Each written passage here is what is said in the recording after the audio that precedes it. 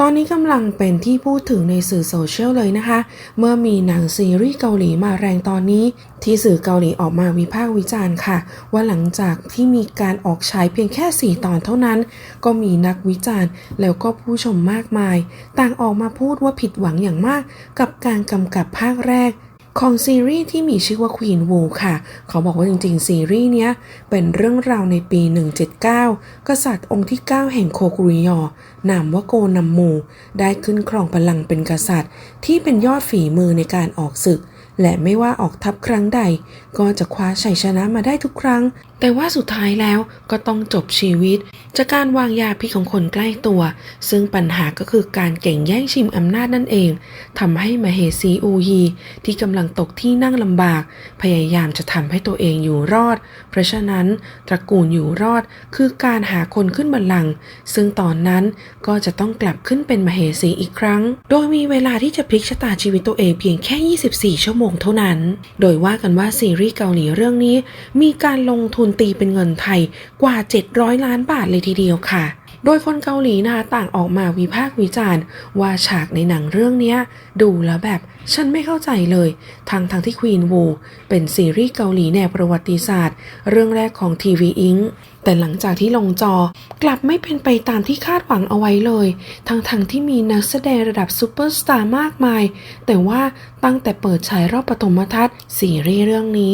กลับต้องเผชิญกับการวิพากษ์วิจารณ์อย่างรุนแรงและสุดท้ายก็มีเพียงฉากแบบนั้นที่ดึงดูดความสนใจจากผู้ชมโดยทางด้าน10 เอเชียได้ออกมาวิพากษ์วิจารณ์ดราม่าของซีรีส์เกาหลีเรื่องนี้ค่ะบอกว่ามีความล้มเหลวในการสร้างฉากที่แทนที่จะน่าดึงดูดและทรงพลังแต่กลับเป็นฉากที่ไม่มีความหมายจะสร้างอิทธิพลอะไรก็ไม่รู้บางคอมเมนต์ค่ะก็บอกว่านักแสดงสาวจอนจองซอรับบทเป็นราชินีอูฮุยแห่งโคกุริยอผู้เป็นตัวละครเอกเพียงคนเดียวของเรื่องหลังจากที่กษัตริย์สิ้นพระชนราชินีอูก็ออกจากวังเพื่อเลือกกษัตริย์องค์ต่อไป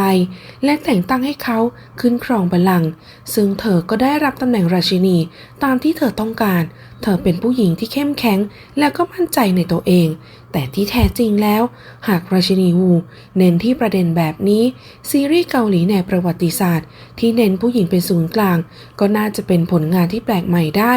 ซึ่งจอนน่าจะเล่นเป็นราชินีที่ไม่เคยมีใครพบเห็นมาก่อนเธอสามารถเลือกกษัตริย์ได้ด้วยมือของเธอเองแต่ในตอนที่ฉายออกไปก่อนหน้านี้ควีนวูดึงดูดความสนใจจากราชินียกเว้นตอนที่3แต่ละตอนนั้นแตกต่างจากซีรีส์เกาหลีแนวประวัติศาสตร์ทั่วไปควีนวูทำไมถึงมีรายละเอียดเป็นซีรีส์ออกแนวแบบโรแมนติกมากกว่าซึ่งได้มีการเปิดเผยจากสื่อไทยเอเชียค่ะบอกว่านักแสดงสาวเกาหลีจองยูมีได้เปิดเผยว่าเธอนั้นรู้สึกลำบากใจมากๆในการแสดงฉากบางฉากแม้ว่าเธอจะอ้างว่าฉากนั้นมีความสำคัญต่อเนื้อเรื่องแต่ว่า10 เอเชียได้แสดงความคิดเห็นที่แตกต่างออกไปและก็ตั้งคำถามถึงเจตนาของผู้กำกับที่มีเนื้อหาแบบจงแจ้งมากเกินไปแบบนี้โดยยูเยจีได้ออกมาวิเคราะห์ค่ะว่านักแสดงสาวจองยูมีได้กล่าวในงานแถลงข่าวว่าเธอนั้นรู้สึกอึดอัดใจมากๆกับฉากแบบนั้นและเธอยังได้พูดด้วยค่ะบอกว่ามันสำคัญต่อเรื่องราวมากๆซึ่งอย่างไรก็ตามบางฉากก็ไม่มีความจำเป็นเลยโดยเฉพาะฉากที่จงแจ้งมากเกินไปโดยในสื่อ Reddit ค่ะก็ได้มาพูดถึงซีรีส์เกาหลีเรื่องนี้หลายๆคนบอกว่าไม่เข้าใจเลยทำไมถึงทำหนังออกมาแบบนี้โดยบางคนนะคะก็วิพากษ์วิจารณ์บอกว่าฉันไม่เคยเห็นจีชางอุกในบทบาทที่น่าเบื่อขนาดนี้มาก่อนใส่เสื้อก็ไม่สวยทรงผมของเขาก็แปลกๆในเรื่องนี้ฉันคิดว่าเขาน่าจะได้รับบทที่ดีกว่านี้นะทำให้ฉันรู้สึกแย่มากๆเลยบางคอมเมนต์ค่ะก็บอกว่าทำไมถึงมีฉากอะไรก็ไม่รู้ฉันอยากจะดูซีรีส์เกาหลีเพราะว่าดูหนังที่สนุกแล้วก็เป็นหนังแนวประวัติศาสตร์แต่ว่าหลังๆเนี่ยรู้สึกเกาหลีเขาจะเน้นกระแสเนื้อหนังกันมากขึ้นนะนี่แหละเป็นเหตุผลหนึ่งที่ฉันเริ่มจะเบื่อซีรีส์เกาหลีแล้วล่ะ บางคอมเมนต์ค่ะก็บอกว่าหนังเกาหลีเรื่องนี้เหมือนกับลอก Game of Thrones มาเลยจริงๆนะบางคอมเมนต์ก็บอกว่าเสียดายนักแสดงเนี่ยดูน่าดูมากๆทำให้ซีรีส์เรื่องนี้น่าติดตามแต่ว่าฉากในเรื่องเนี้ยฉันรู้สึกว่าบทยังไงก็ไม่รู้ว่าฉันดูแล้วฉันก็รู้สึกหัวเราะไม่เข้าใจเหมือนกันว่าทำไม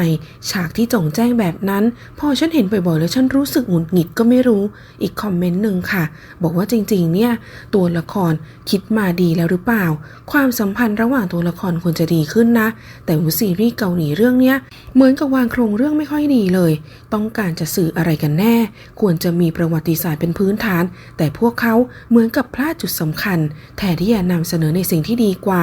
มาเน้นให้ผู้คนตกใจมากกว่าฉันรู้สึกว่าหนังเรื่องเนี้ยฉันไม่อินกับตัวละครเลยคงจะทนดูต่อไปไม่ไหวแล้วล่ะอีกคอมเมนต์หนึ่งค่ะบอกว่าฉันคิดว่าฉากที่โชว์มากขนาดเนี้ยเกินจริงจนเกินไปนะผู้กำกับควรจะมีการทำให้สมจริงกว่านี้เรื่องราวหนังเรื่องนี้จริงๆและเป็นแนวประวัติศาสตร์เหมาะสำหรับผู้ใหญ่ก็จริงแต่ก็ไม่ใช่จะมาทำแบบนี้ฉันรู้สึกว่ามีมากเกินไปขอวิจารณ์ในแง่ลบนะคิดว่าหลายๆคนคงจะรู้สึกเหมือนฉันนี่แหละอีกคอมเมนต์หนึ่งค่ะบอกว่าจริงๆเรื่องนี้ควรจะถ่ายทำออกมาได้สวยงามทั้งแสงทั้งการถ่ายภาพดนตรีประกอบก็ทำให้รู้สึกตื่นเต้นนะบางฉากนี่ฉันนั่งไม่ติดเลยนักแสดงในยอดเยี่ยมแต่ขอบอกนะมีคำถามหนึ่งฉันรู้สึกสับสนเหลือเกินว่าทำไมในหนังเรื่องนี้ถึงมีฉากบางฉากที่โผล่มาแบบมันไม่น่าจะเกิดขึ้นเลยอะตอนแรกฉันคิดว่าเป็นเรื่องที่น่าติดตามมากๆเลยนะแต่รู้ไหมมาดูแล้วกันแต่ละคนเนี่ยคอมเมนต์ไปในทางเดียวกันทั้งนั้นเลยถ้าอยากจะดูหนังแบบเนี้ยคนส่วนใหญ่เขาจะไปดูซีรีส์ของฝรั่งทำไมล่ะที่ฉันอยากมาดูซีรีส์เกาหลีก็เพราะไม่อยากจะเห็นฉากแบบนั้นฉันรู้สึกว่ามันน่าเบื่อมากๆแต่หลังจากนี้ฉันคงจะไม่ดูซีรีส์เกาหลีแล้วแหละบางคอมเมนต์ค่ะก็บอกว่ามีคำถามมากมายเกี่ยวกับซีรีส์เกาหลีเรื่องนี้เป็นเคดราม่าดีๆแต่ทำไมถึงมีฉากที่แสดงซ้ำไปซ้ำมาบ่อยมากฉันดูแล้วฉันก็ไม่เก็ตเลยอะ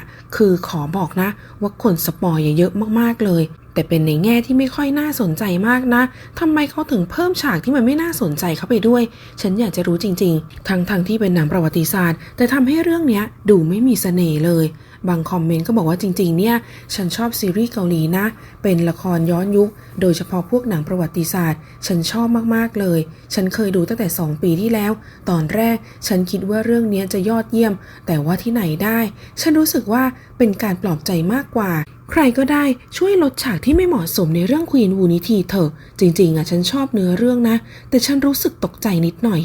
ทำไมถึงมีฉากแบบนี้มาเยอะจังรู้สึกเบื่อจริงๆบางคอมเมนต์ค่ะก็บอกว่าจริงๆเรื่องนี้เป็นเคดราม่าที่พยายามจะนำฉากแบบตะวันตกเข้ามาใส่มากเกินไปขอบอกนะว่าเรื่องนี้แย่มากแล้วก็น่าเบื่อสุดๆจริงๆเนี่ยฉันรู้สึกว่าฉันชอบหนังเกาหลีนะแต่หลังจากฉันดู3 ตอนฉันรู้สึกว่าฉันนอนแล้วก็ไม่ดูดีกว่าถ้าเกิดจะดูหนังแนวนี้นะ Game of Thrones คะแนนดีกว่าตั้งเยอะแล้วก็ดูสนุกกว่าตั้งแยะบางคอมเมนต์ค่ะก็บอกว่าถึงแม้จะเป็นการชิงบัลลังก์เป็นหนังประวัติศาสตร์เกาหลีแต่ดูโดยรวมแล้วเรื่องนี้ไม่มีเสน่ห์เอาซะเลยบางคอมเมนต์ค่ะก็บอกว่าเป็นหนังที่โอ้โหยอมใจเลยนี่ขนาดสงครามนะเนี่ยยังมีฉากแบบนี้เยอะแยะขนาดนี้ฉันคิดว่าพวกเขาคงจะรักกันมากเลยใช่ไหมถึงมีฉากแบบนั้นทุกตอนเลยนักแสดงหญิงเนี่ยโอ้โหคือแบบจริงจังมากเลยนะมีฉากแบบนั้นแทบจะทุกตอนฉันรู้สึกว่าไม่น่าดูเลยบางคอมเมนต์ก็บอกงานอาร์ตมากไปป่ะโอ้โหเสียงนี่แบบมาเต็มเลยฉันรู้สึกว่าฉันเปิดดูไม่ได้เลยอายข้างบ้านเหลือเกินมากเกินไปหมดเสน่ห์ซีรีส์เกาหลีที่เป็นแนวประวัติศาสตร์จริงๆ